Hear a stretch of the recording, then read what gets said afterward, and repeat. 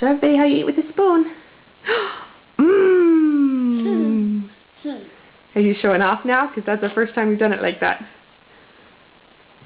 New bite. Yeah, we still haven't learned the idea of scoop.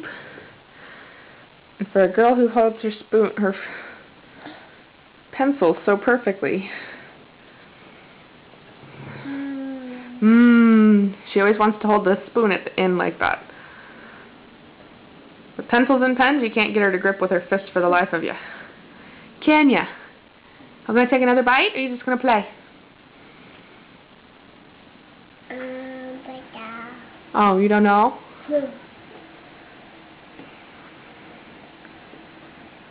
Yeah, we're still working on this one, but we're having fun. Making a mess. Say bye. Oh, yeah, we'll have to work on talking without the spoon in our mouth, too.